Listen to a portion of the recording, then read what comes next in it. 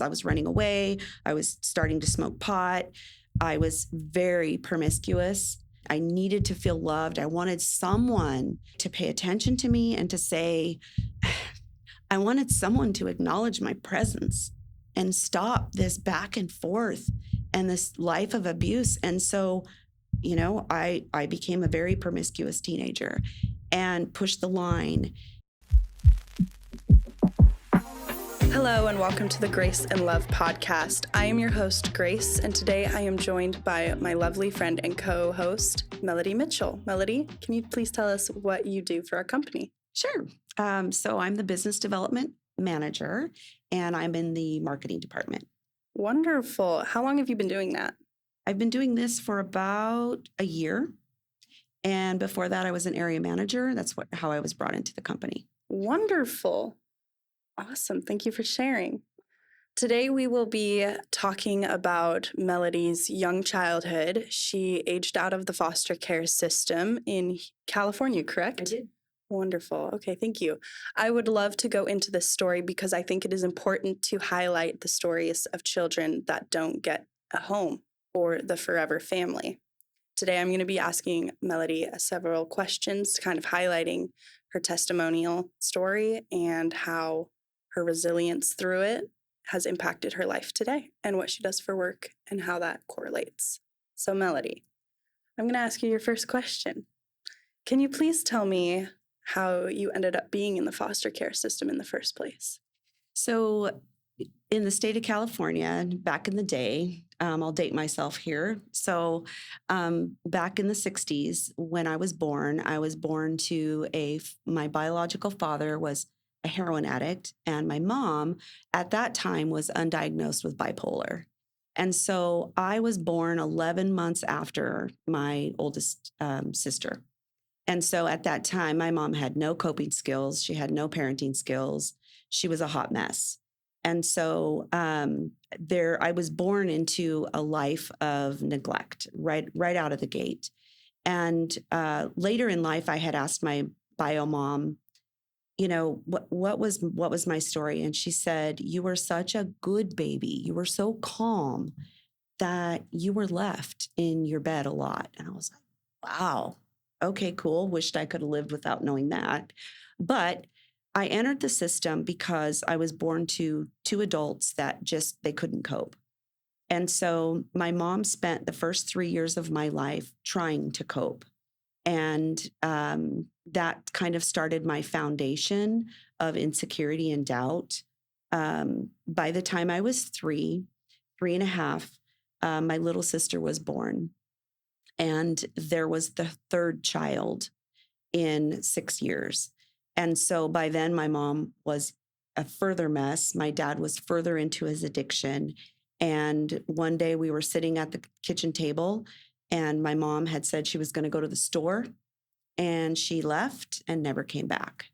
And so my father didn't have the skills to take care of us and basically called the system and said, I have these 3 little girls.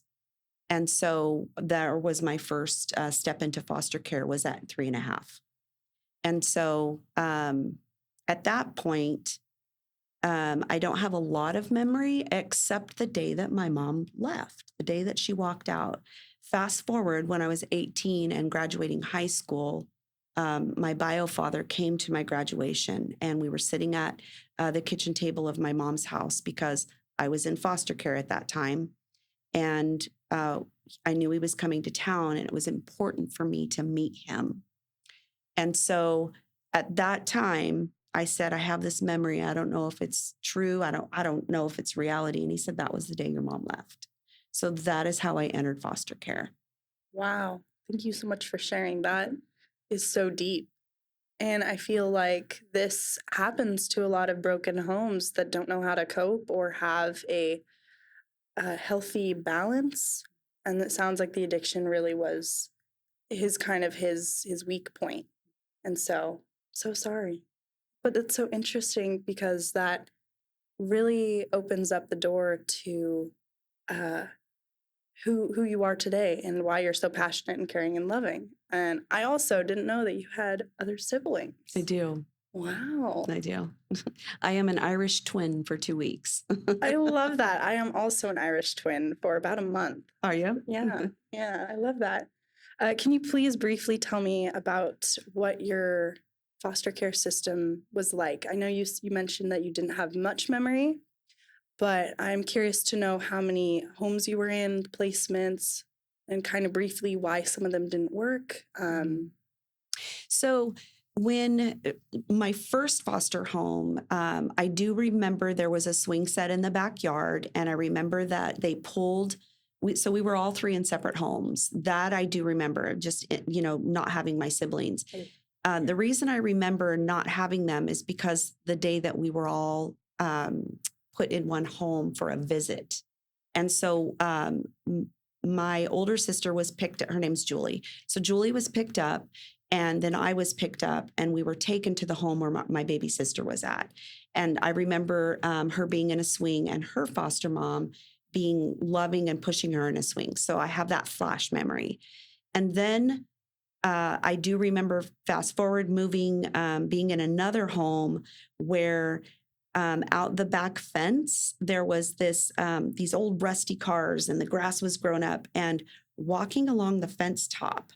And so that is not something I would ever recommend a child doing, walking along the top of a fence. But I remember it was like the thing to do and getting in trouble for it. And so that is a flash memory. Okay. But then my biological father got custody of me when I was 5.5. So I spent 2 years in foster care where I just have flashes. I don't remember there at that time. I don't recall any traumatic, abusive memories or anything like that. They were just little flashes. But when my bio dad got custody of me, he had remarried. And he had remarried a woman with 6 kids. And those kids were cruel. There was one boy that was not cruel, one of the stepbrothers. So then I was in my biological father's custody. And I can remember just thinking, I wish I could go back to where I came from. At that point, I wanted to be back in foster care because my biological dad the situation that I was in was horrific. And the abuse that I suffered it was awful. It was awful. It set the pace for my life, but it was awful. So those memories where I wish I could go back to foster care. And then biological mom got custody of me and never learned her coping skills. So now I'm a ticked off young juvenile. And at the age of 8, almost 9, is when my bio mom got me back. So at that point of my life, I didn't become the pissed off teenager until a few years later.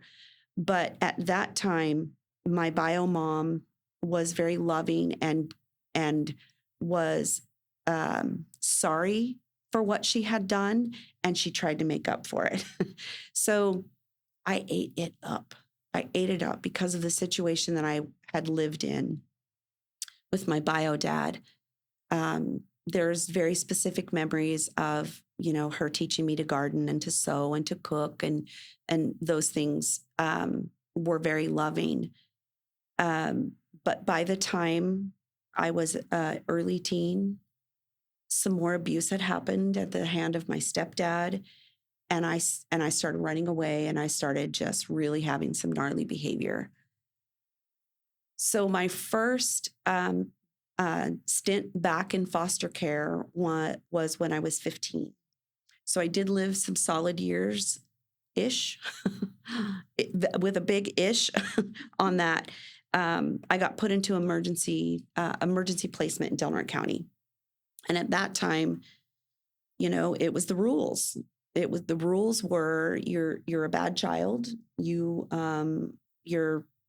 behavior is I was running away. I was starting to smoke pot. I was very promiscuous. I just wanted to be loved. I needed to feel loved. I wanted someone to pay attention to me and to say, I wanted someone to acknowledge my presence and stop this back and forth and this life of abuse. And so, I became a very promiscuous teenager and pushed the line. And some things I was very innocent at. I did things like I showed up to school with this T-shirt that said BFD. I thought it was a college, logo, and it didn't. That wasn't what it stood for. Um, little did I know. And so when I was called out on it by our teacher, I copped an attitude. I said, "What do you mean?" So my point is, I was a ticked off, angry teenager. So what did my mom do? She had no coping skills. She didn't know what to do. So back to foster care I went. And my experience then was not good. You couldn't use a blow dryer. You couldn't wear makeup. There was just all these rules. There was all these rules. And I was like, what the heck? I mean, what 15-year-old girl in a new school in a new county is going to want to show up with no hair done and no makeup? So that was cruel. Yeah. And it did not fit what I was going through at all. So what did I do? I rebelled big time. Started getting into all kinds of trouble. And so that was what the foster system did for me. It made me an angry, ticked off teenager. Thank you so much for sharing. I also went through, pretty much the age 15. I went through a lot of the same stuff. Except the smoking pot. That came a little bit later, because I was still like living at home and there was no way to get my hands on it. But I definitely showed up to school in one outfit and changed in the bathroom. I think a lot of girls do this where, if you have parents that are, very religious or reserved, and you want to express yourself, especially colorful children of adoption have a lot of trauma, background, stories that they feel that they need to express themselves through how they look. And I really appreciate you sharing the topic of needing to be seen. I think that's important, feeling the need to be seen, because I resonate with that too. Desperately so, that you start doing things that are going to get the wow or the from your mom or your dad. And you're like, ooh, I kind of like that because at least they're looking at me, right? At least, you know, especially if you're coming from bio parents that could not regulate. Of course, you're a teen as well. Put that together and you've got what they call a bad child or terrible behavior. So that went straight into my next question, was kind of the challenges of foster care for you. I guess the next one would be, how has the foster care system shaped your relationships and trust in your adult life?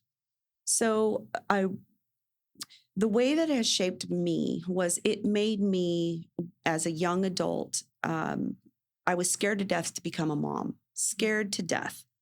But what it did for me was create a life of child advocacy. It was like, I don't want any other kid to go through what I've gone through. Right. So when I was that angry, ticked off teenager and I was in foster care, my softball coach, one of the things that my bio mom did do for me was she introduced me to sports. And at the age of 9, I started playing Little League and just spent my entire life on softball teams, whether I was playing for school or junior leagues. So by the time I was that, fast forward, that ticked off, angry teenager, my softball coach at the time recognized it in me and saw that I was a troubled youth. And he taught me how to, just on the field, taught me what to do with my anger. And so at that time, we were playing on a dirt and rock field. And so he would say, Mel, when you're about to blow it, because I was blowing my move, I was a good player, and I'd blow my moves because I was mad.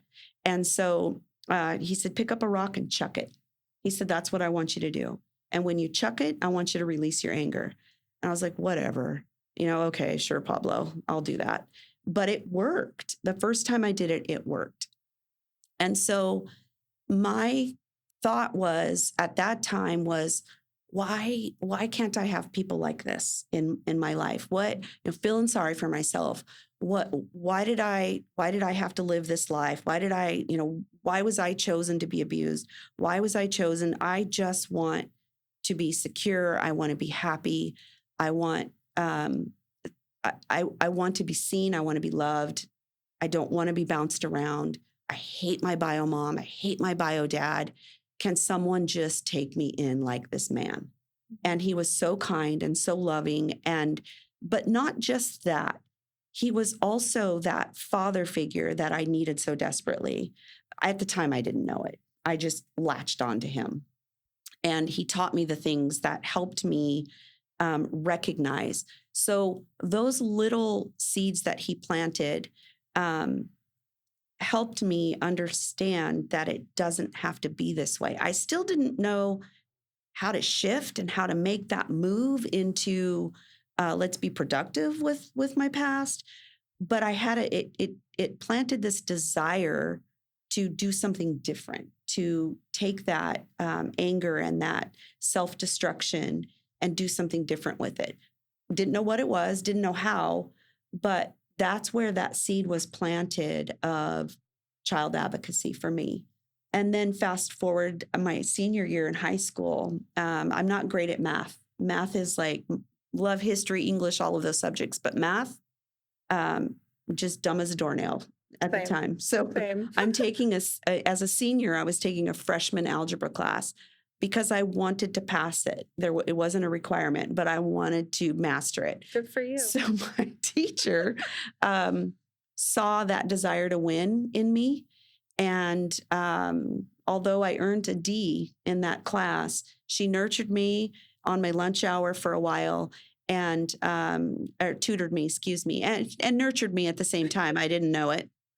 But I remember the day she came and she laid the final grade on my desk and it said a D. And I went, and she said, honestly, I'm being generous. She said, you earned an F in this class. She said, but it was not because your lack of desire.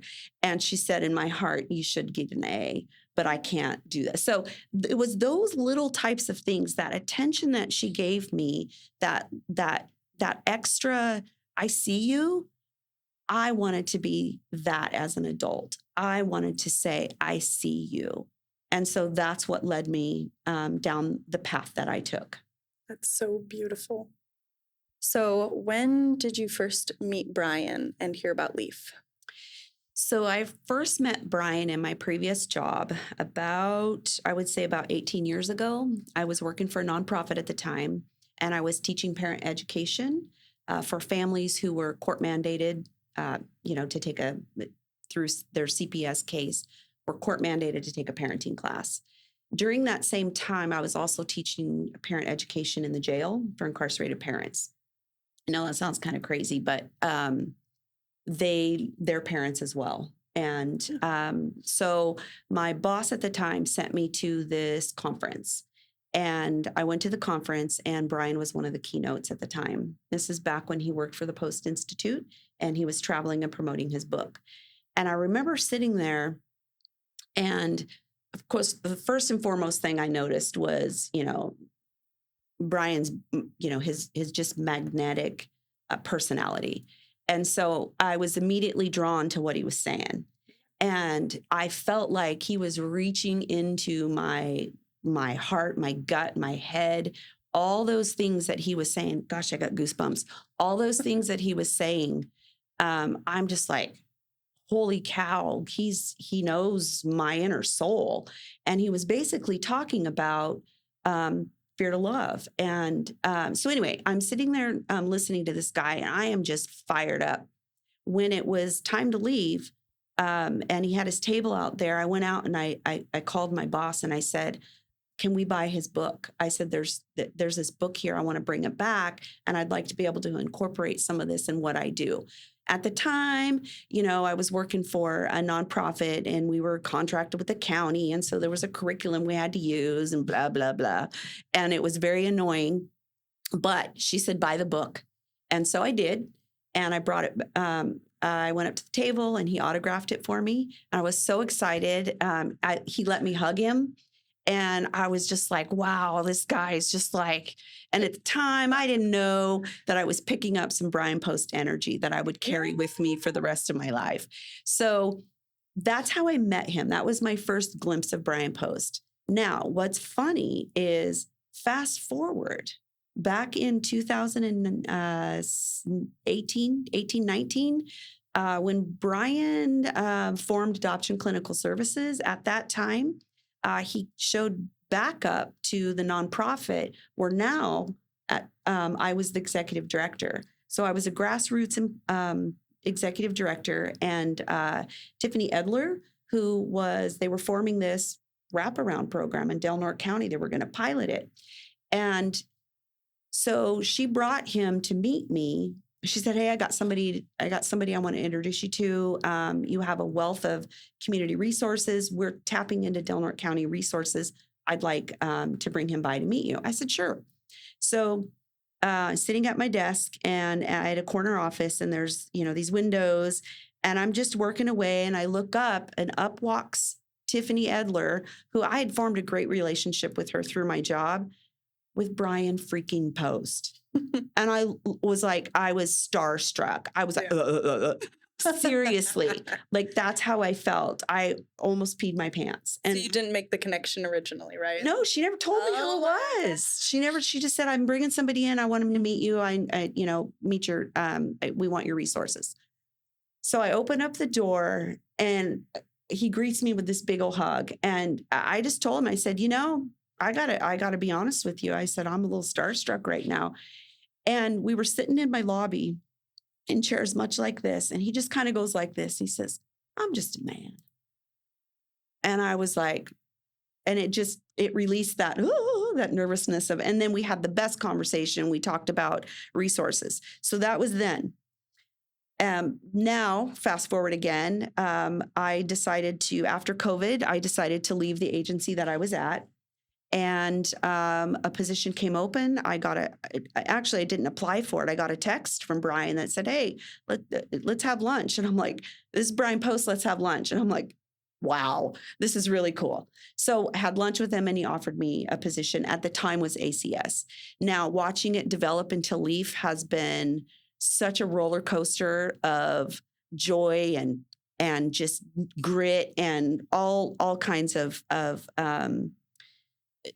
paths that have taken us from ACS to Leaf. And it's been a pretty amazing ride. And the fact that he is at the helm of all of this just drives that desire of knowing what I'm doing. I'm carrying on my passion that I have, was born into, and now, carried it all through my life. Now I get to continue moving forward. And it has come full circle for me, because part of my story is that I wish that I would have been adopted. I truly wish I would have been adopted by some of these really great people along the way in my life.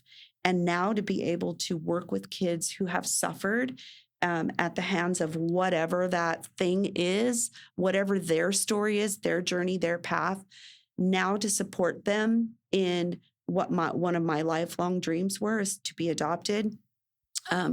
It's just amazing. It's amazing to be able to do that. So that's how I met Brian. That's how I came to work for Leaf. But one of the things that I want to say is that the foster system does have some beautiful stories. When I was 17, almost 18, my senior year in high school, getting in trouble all of the time, I formed a friendship. My best friend, her name was Stacy, and her parents brought me in, always running away. And I would say, can you come pick me up? I couch surfed. I lived on their couch. I even had a bed. They created a bed in their room for me just because I was always running away and always getting in trouble. And they loved me so much, they wanted me to be safe. Well, the last time that I ran away, my mom got sick of it, and she called she called the cops, and I ended up in temporary foster care. Ended up basically sitting in a courtroom, and my bio mom had to make a decision, and she just said, I don't want her. And so this family, this mom, Joyce and Charlie Graves, they took me in again, and they got licensed for foster care because they weren't licensed at that time. I was just sleeping on their couch and, in this bed they made. Yeah, yeah. And so they got licensed for foster care so that I could legally live with them. And so when I aged out of the system at 18 and graduated high school, they were my parents. And to this day, they are mom and dad. They are grandma and grandpa to my kids, and my grandkids are great grandma and grandpa. And I just recently lost my dad, and he died at the end of June.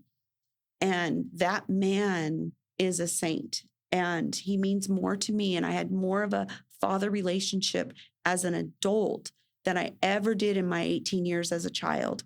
And that relationship that I built with them has been a lifelong support for me and my kids and my grandkids. And so having my path come full circle and being able to work for Leaf has just, it really truly has made my life complete. And I don't know how to put it in any other words, that there's a satisfaction in my soul, and it just ticks all the boxes for me of feeling loved and needed in my job. And that's crazy because I have always looked for that in other ways. And I'm fulfilled. My heart is full, and it's been an amazing journey. That is incredible. Wow, I'm inspired. I resonate with pretty much everything you just said. Thank you for sharing. I do have one thing to say. I feel like I agree with you in the magic that Brian just kind of like, when he walks by, I literally like see like purple sparkles coming around, like his aura is just sparkling, which is fantastic. And might I say, he is the best dreads I've ever seen. Right? Like what? Also, I feel like I was just talking to a fellow coworker, and we were having this conversation about the funny ways that Brian like recruits. I feel like he doesn't find you for what you can give him. He finds you for who you are and your story to tell, what you're good at. He doesn't see you as like a piece of what he needs. He sees you as the asset that you are, as like a whole. And we were just talking about this situation, and she says, yeah, there's this one guy that works for us, and he met him in a grocery store because he was just so helpful. He worked at the grocers, and Brian was just like, here, can you do this? I think he was a bag boy from two different stories. I'm pretty sure he was a bag boy, or he met him in the aisle, and he was helping him find something. And Brian was like, you know what? You should come work for me, son. And I was like, of course he did. Of course he did. Huh? That tracks. That makes sense. I said I was adopted, and here I am. So that's beautiful. I saw him pick one. I've heard his story that he picked out of the Starbucks. Starbucks drive-up window. Oh my God. You need to come to work for me. I was like, oh my gosh, this guy. Well, if he doesn't make it. And in the beginning, I thought this is too good to be true. Right. I remember looking at him going, you realize I'm going to go back and talk to Tiffany about this. And he goes, you know what? He goes, why don't you talk to Michelle Moore too? And I said, what? And he said, I did my homework too. So it did come full circle for me. It really did. Just this message of the way that we can take our trauma and respond to it from love and not fear. That I've never forgot that message that I learned and that I heard about all those years ago, and have carried that with me. And one of the things I used to tell the parents when I was teaching parent ed to them was, you don't have to stay stuck in this. You don't have to, just do a mind shift. Think about coming from a place of love instead of fear. And at that time, I didn't know a whole lot about it. I just knew what that meant and how it resonated in my life and how it resonated personally with me, and the shifts that I was being able to break the cycle was so important to me. And that those things along my journey are what created that shift. And so it's funny because now I think about just what LEAF stands for. Just that the acronym of love-based education for adoptive families. What else is out there, that comes from that mind shift and changing that path of something specific for adoptive families. Often we see uh, foster parents are like, I'm afraid to adopt. As soon as I adopt, the support stops. Mm. And it's so true. It happened to a really good friend of mine that wanted to adopt and right out of foster care. And the services were going to stop. And mind you, this was a while back. This was before RAP was created. And her services stopped, and those kids ended up back in the system because she needed the support. So the fact that we are specific for adoptive families to help them and support them along their journey of, they adopted for a reason. They wanted to change the trajectory of a child. They wanted to support a child.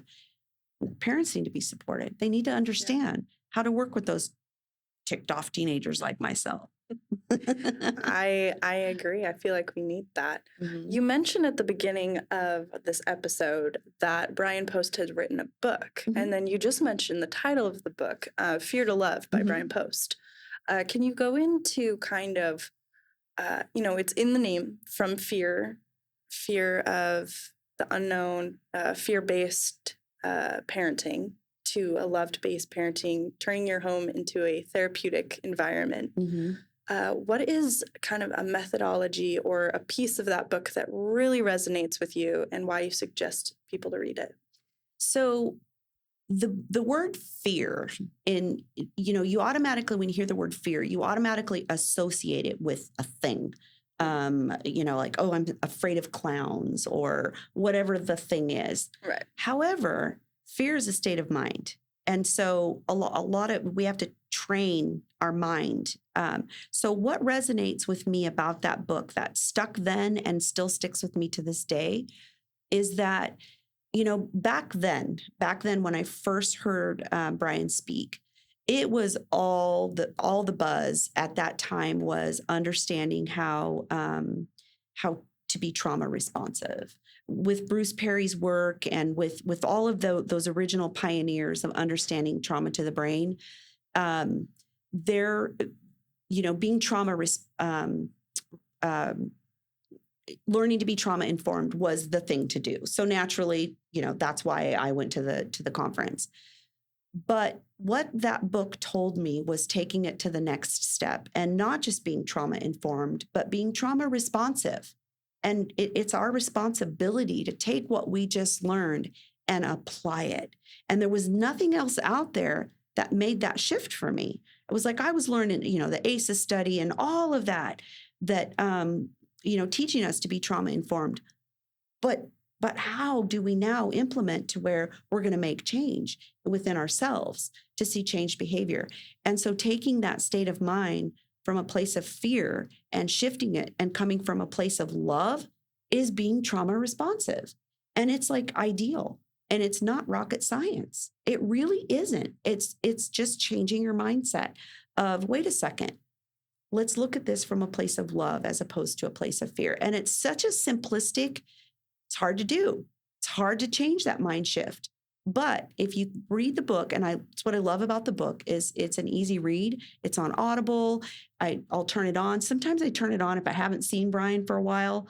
I need to hear Brian's voice. I'll YouTube him. I'll do all those things because they motivate me to keep doing what I'm doing. So that's what that book, that's what sticks, is that we come from a place of fear and we need to be in a place of love because that is being trauma. It's implementing all the trauma-informed messages that we hear. Wow. I also have read this book, I think 3 times. We also offer it for our audio listeners as well, if you're not a big reader or page turner. I guess my final question to kind of wrap it up for you today, thank you so much for joining me, is kind of the big question is, why do you work for LEAF? Why do I work for LEAF? So It's funny how Leaf fell on my lap. It really truly is. It fell in my lap. But I think it goes back to what you were saying about the magnitude of Brian's presence. I feel that that's what drew me to the concept of mindset changing and taking all of those things and putting them into practice. That's what drew me. But what keeps me here is the continuous learning. I'm always learning, learning, learning. And, and changing my mindset for that as well is what drew me and what keeps me and what motivates me to work for Leaf is knowing that we're producing change, and that the next Mel that comes along is going to produce change. If I can do for one child what was done for me through many adults in my life, if I can help change one parent's thought process in what I do, then it's a success. And that drives me. And you always hear that. It's kind of a cliche. If I could just change one person's mindset, but it really is true. When I am, my role is, I'm in the marketing piece of it. So I get to make presentations. I get to follow Brian around when he's doing seminars and things like that. And so I'm always learning. But when I see a connection with a family, that same connection that I had all those years ago, like, wow, this stuff is real, and not understanding how now I'm all fired up. I've got all this information. Now what do I do with it? And one of the things that Brian always says is, when you get home, all I want you to do is hug your child and sit with them for 10 minutes, because you're all fired up and you're wanting to make the change. And now I want you to just sit in the space and just sit with your child for 10 minutes. That's all I want you to do at your homework. So that concept of taking those simplistic ways of relating and bringing love to your child and nurturing that relationship is what drives me and keeps me here. So I get to present Leaf to parents. I get to present Leaf to professionals. I get to go into people's homes and talk about the program and say, this is what we do. This is how we can help you. This is the design that he wrote specific to meet the parents' agony and frustration and address challenging behaviors of their child. Because most parents that call up and say, I need support, most adoptive parents that need support, that's what they're ready to give up. They're ready to throw in the towel. And that's what I get to do is tell them, look, this is how we can help you. Let me show you what we can do. And so it inspires me every single time I see a family. And then when I've talked with them, I've introduced them, I've brought them into, our Leaf circle and connected them with being able to enroll in our wonderful program, seeing them a year later at another seminar, and they're like, and it's just, that's what drives me. That's what drives me. And another piece that I absolutely love about working for this company is that the education is continuous. It's required of us. It's required of us. And so if we're going to be educated and knowledgeable of what we're doing, and not just knowledgeable of the Fear to Love curriculum and the great behavior breakdown, addressing challenging behaviors, but the root and the soul of that is relationship. If we're not always growing and learning, and we're not doing those intensives, and we're not always reading and educating ourselves, how can we relate to our families? How can we understand what they're going through? And so that's one of the things that I love about working for this company is education and relationship are so important. Yeah. Yeah, I totally agree. I am having a blast. What am I, 6-7 months in? And is that right? Yeah, I think so. November. No. Oh my gosh. It's 12. See, you're an old soul, because I feel like you've been part of us since day one. Oh, stop, you're going to make me cry. Well, thank you so much for joining me today. I had such an amazing time. I feel honored to get to help support and share your story to help bring awareness to others. Thank you so much. You're welcome. I was so happy. It's been great to be here. Wonderful.